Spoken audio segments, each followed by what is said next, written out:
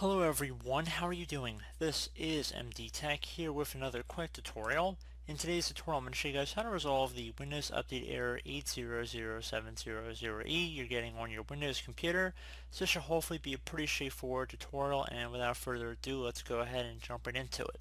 So first thing, if you're running anything older than Windows 8, so like a Windows 7 computer, you want to go ahead and look in the support link in the description of the video. It's going to be for a Windows Update Readiness tool, and this is going to be in lieu of the built-in tool that we're going to run on our Windows 10 computer here. So you just want to go ahead and download that from Microsoft's website and run it in a similar fashion you're going to see done in this tutorial. So pretty straightforward process, and we're going to go ahead and jump right into it. So open up the Start menu on Windows 10, type in Troubleshoot. One of the best matches should come back with Troubleshoot Settings. Left click on that one time.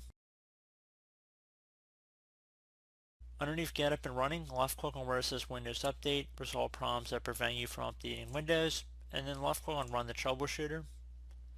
This will take a moment to run, so just be patient.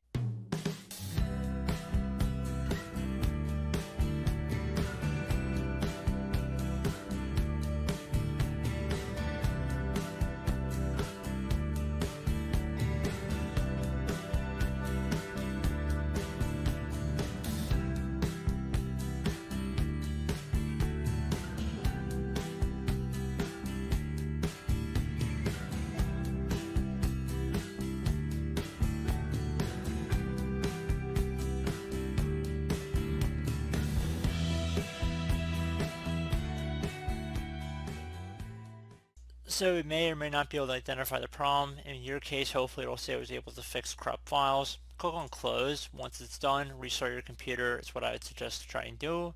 And try and run the update again, see if it's resolved the problem. If not, another thing we can go ahead and try would be to open up the Start menu, type in Services. Best match should come back with Services right above Desktop App. You want to go ahead and left click on that one time. First service you want to go to is the Background Intelligent Transfer service. You want to go ahead and double click on that.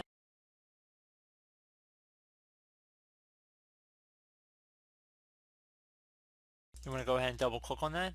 If service status is currently running, you want to left click on Stop and then left click on OK. And you want to do the same thing for the Windows Update service. So scroll down, you want to stop that one as well, and then left click on OK. Minimize the services window down to our taskbar for the moment, and we're going to go ahead and open up the Start menu, type in File Explorer. Best match should come back with File Explorer here. Left click on that.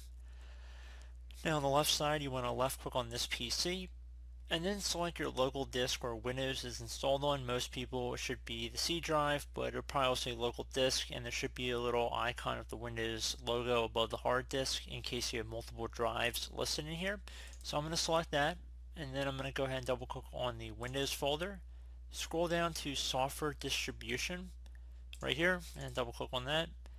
Double click on the Download folder, and then any downloads that are shown in here, you want to go ahead and just hold down your left mouse clicker, just highlight over all of them, right click over the selection, and then left click on Delete.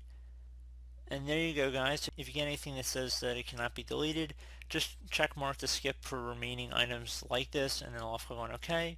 Basically paraphrasing, but it's going to be something along those lines. You just want to go ahead and skip them. Doesn't really matter if there's a couple entries in here. So once you close out of here, open back up the services window, and you want to go ahead and re-enable the Windows Update service. So if it's stopped, you want to start it.